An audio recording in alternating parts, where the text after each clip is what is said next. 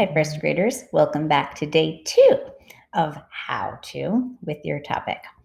All right, so yesterday you worked very, very hard.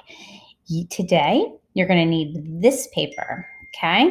This is the paper that you'll be putting into your nonfiction book. So we have to make sure we do a really, really good job with this one today. You'll also need the paper from yesterday that you wrote on with all your how-to ideas. So yesterday you figured out what you're going to teach your readers to do, okay? That was the hard part, really. Today, you're going to add transition words because we have different steps, and you're going to add pictures to your how-to page. And of course, you're going to do your writing super neat because today's page is the one that's going to go into your book. Remember this from yesterday, the how to catch a frog? So that's why I said you need the notes that you took yesterday for your how-to, because I'm going to take my 3 ideas that I had down bottom, and I'm going to be writing those ideas onto my new paper for my book. So when you're going to have your paper that looks like this, at the top it says how to, and then of course we're writing our topics. So we see the number 1 with the arrow, how to catch a frog, because that's what I did yesterday. So I'm going to be rewriting it today. If I didn't spell a word right yesterday, then hopefully today I'll be able to spell that word correctly in my writing. Now these are your transition words because you have 3 steps. So you have to start each transition word with a capital, and then we pause after we say our transition words, so we have commas. So on my first set over here, because the first thing I did was I'm writing the word first. So you are going to be writing the word first right up here. It's the first thing that you do. What happens next? That's why we have the transition word next. You're going to be writing that transition word down in our second spot. And then the third thing is the last thing. So we use the word finally. So what I'm going to have you do is, before you start writing everything over from yesterday and adding more, I want to make sure you get these transition words in. So I want you to pause the video here, and I want you to write these words.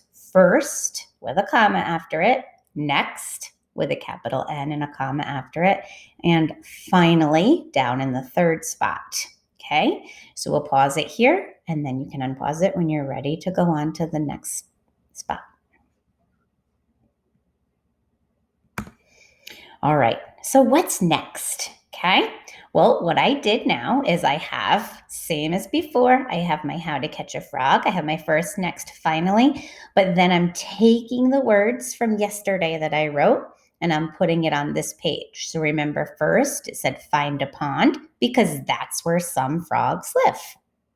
Then I have a period.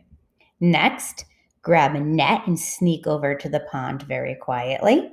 Another punctuation mark. And finally, when you see the frog, put the net over him and gently pick him up, was the third thing that I said. Okay? What do we think now that once your writing is done? So the next step you're going to do after you write first, next, finally, is you're going to add all of your writing. But now I have 3 blank boxes. What do you think is going to go in those boxes? That's right, your pictures. And the pictures absolutely need to match your steps, because you've told your readers what they need to do, but you also need to show your readers what they need to do. So this is what my pictures look like, okay? I have first, find a pond, because that's where some frogs live. So of course I made a picture of a pond. I didn't even put a picture of a frog here. I didn't need it because my focus is finding that pond first. Next, my big idea here was that I needed a net and I needed to get over there quietly. I haven't seen the frog yet, so I didn't put a frog in that picture. I have a little boy here with a net, okay? Matches what I wrote. But now, finally, for the last picture, I can put a frog, and I can see, you can clearly see how the frog is going to go right into that net, and then I'll be able to pick him up. So I feel like I did a really good job matching all of my pictures to what I wrote. And I know that you will do the same thing. Remember, when you add in your pictures, you want colorful illustrations, lots of detail, lots of color. And then, of course, your sentences will be very neatly written. Once again, when you're done, this page is now part of your nonfiction book. So you need to keep it organized with all of your other book pages that you've done so far, right? You have the diagram page, it should be with that page. So keep them all together. So at the end, we can put it all together for your book. Thanks, first graders.